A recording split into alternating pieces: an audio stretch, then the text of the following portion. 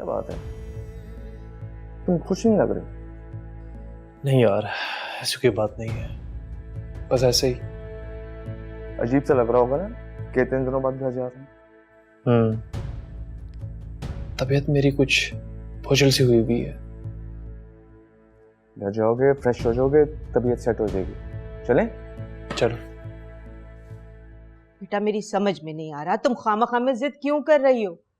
अम्मी मैं जिद नहीं कर रही, और मैं जिद कैसे कर सकती हूँ? बस मैं नहीं जा रही। उसे भी तो पता है कि मैं यहाँ हूँ, और उसे ये पता होना चाहिए कि मैं यहाँ क्यों हूँ। वो भी तो मुझे लेने आ सकता है।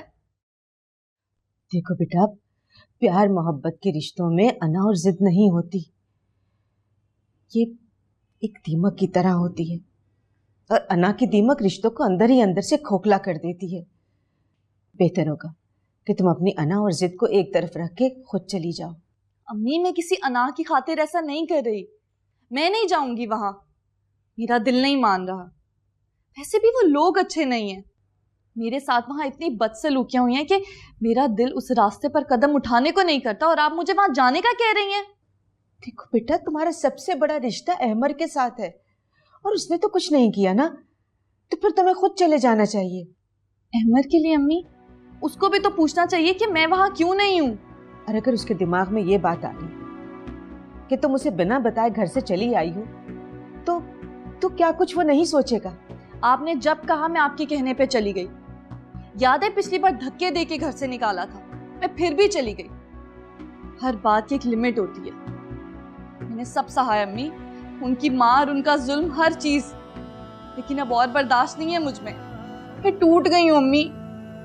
उसने मुझे फोन पर कहा कि तुमने नहीं जाना, मैं नहीं गई। हर चीज सही मैंने, उनकी जली कटी बातें, उनकी मार, पर मैं भी इंसान हूँ, टूट गई हूँ, मैं जख्मी हो गई हूँ। कितना अजीब सा लगता है मुझे, हर दफा वो मुझे निकाल देते हैं और मैं फिर जाकर खड़ी हो जाती हूँ। क्या मेरी कोई इज्जत नफ्स नहीं है? बहुत गलत टाइम पे जागी आपकी इज्जत नफ्स आपी। बस अम्मी, मैंने फैसला कर लिया है, मैं नहीं जाऊंगी। अगर उसे आना होगा तो वो जरूर आएगा, तो चली जाऊंगी उसके साथ। क्या कहूं अब तुमसे? जो बात दिल में है।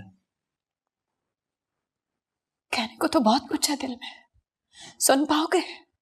ज़ारा, कुछ कहने से पहले मेरे एक सवाल का जवाब देंगी आप? मत पूछो कोई भी सवाल, क्योंकि मैं जानती हूं तुम्हारा सवाल क्या होगा, पर मेरा जवाब नहीं सुन सकोगे तुम मेरे एक सवाल का जवाब क्यों नहीं दे देते? क्या कभी भी बिना सोचे समझे कोई भी इंसान किसी दूसरे इंसान के सीने पे बंदूक तानता है? ज़ारा, आपकी ये बात सुनकर मुझे बहुत अफसोस हुआ है। अफसोस? जिसने अपनी आंखों के सामने ये सब कुछ देखा, अपने शौहर को मरते हुए देखा, अपने शौहर को अपने हाथों में जिंदगी के लिए तरसते हुए देखा, उसके दिल पे क्या गुजरेगी? उसके अफसोस का अंदाजा है तुम्हें? वो मेरा भाई था, मेरा अपना खून। तुम्हारा भाई था, मैं उसकी बेवा हूं।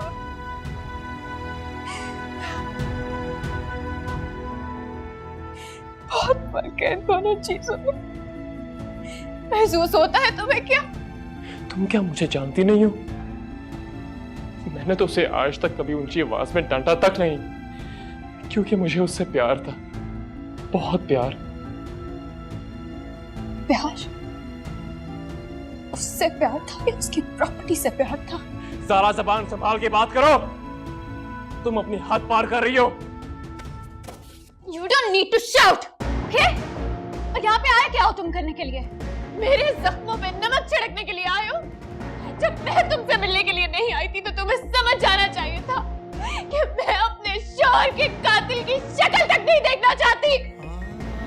नफरत है मुझे तुमसे। कातिल नहीं हूं मैं कातिल। किसको बताऊं, कितनी बार बताऊं? इस तरह चिल्लाने से कुछ नहीं होगा। लोग अंधे नहीं है, पागल नहीं है लोग। नहीं ज़ारा, मैं जानता हूं मैं कातिल नहीं हूं, और ये बात मेरी मां भी जानती है। और जो लोग मुझे समझते हैं, जो लोग मुझे जानते हैं, उनको अच्छी तरह से मालूम है कि मैं ऐसा नहीं कर सकता ज़ारा, मैं ऐसा नहीं कर सकता। फिर तो शायद लोग तुम्हें नहीं जानते हैं, क्योंकि उन्होंने तुम्हारे हाथों में पिस्टल नहीं देखी है। मेरे शौहर के बदन से रिश्ता हुआ खून नहीं देखा था ना। मेरे हाथों में मेरे शौहर की जान निकलती हुई नहीं देखी थी उन्होंने। लेकिन अम्मी ने सब कुछ अपनी आंखों से देखा है। वो तो मुझे ऐसा नहीं समझती, तो फिर तुम क्यों समझती हो मुझे ऐसा? माँ है वो, उनके सीने में दिल है, ममता है उनके दिल में। वो अपने दूसरे बेटे को नहीं खो सकती है अहमद। मगर ये बात तुम कैसे पहचानोगे? तुम्हें क्या पता, तुम्हारे अंदर तो एहसास ही नहीं है। सारा, मेरे ख्याल से तुम जज्बाती हो रही हो, बहुत जज्बाती। फात की मौत ने तुम्हारे सोचने और समझने की सलाहियत को खत्म कर दिया है। इसी दुख ने तो मुझे लोगों के असली चेहरे दिखाए। इसी दुख की वजह से मैं सही और गलत की पहचान कर सकी हूँ। तुम्हारी असलियत सामने आई है मेरे। तुम कहते हो कि मैं सोचने समझने की सलाहियत से कासिर हो गई हूँ। अपनी मासूमियत का ढोंग रचाने दोबारा मेरे सामने मत आना। और एक बात याद रखना है मुझे, ये जो जिंदगी तुम जी रहे हो ना, भीख में दिया मैंने तुम्हें। मैंने तुमसे कोई भीख, कोई खैरात नहीं मांगी। माँ आई थी मेरे पास, एक माँ ने झोली फैला के अपने बेटे की जिंदगी मांगी है मुझसे। ये बात तुम कभी मत भूलना है। ये जो जिंदगी अब तुम जियोगे ना, ये एक शौहर की बेवा ने तुम्हें भीख में दी है। भीख में दी हुई जिंदगी मैं भी नहीं जीऊंगा, ये बात तुम भी याद रखना। समझ गई तुम? रब्बावे रब्बावे। अरे लड़कियों, सो जाओ। क्या कह रही हैं आप? इसको हटाओ। अब सोई। मैं कह रही हूँ कि सो जाओ, बहुत रात हो गई है। अच्छा अम्मी, आप आप रो क्यों रही हैं? ताबीर, बेटा तुम्हें समझाया भी था कि चली जाओ, अब क्यों रो रही हो? मैं आप लोगों को क्या कह रही हूँ? हम ही से ही तो कह रही हो।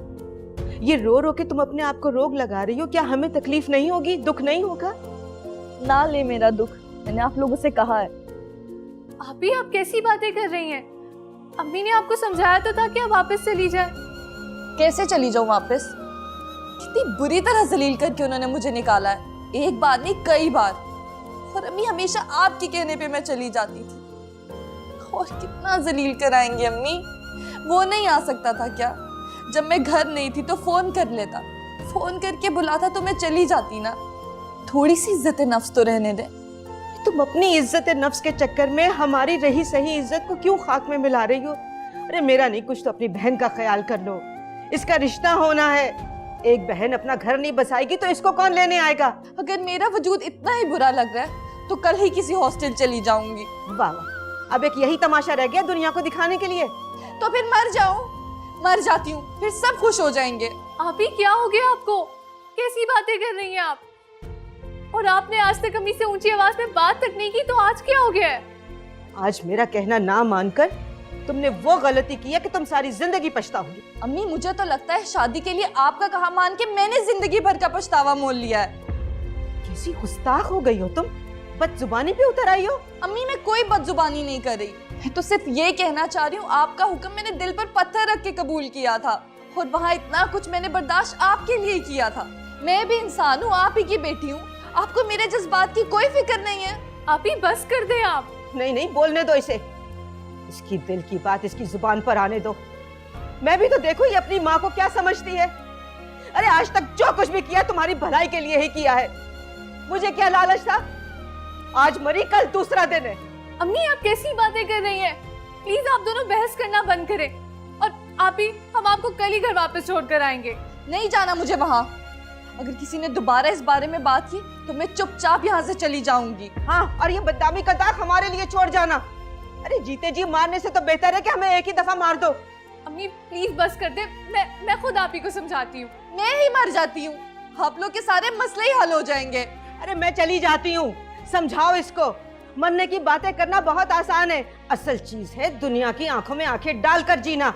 तकिए भिगोने और आंसू बहाने से छोटे छोटे मसले भी पहाड़ बन जाते हैं। समझा दो इसको।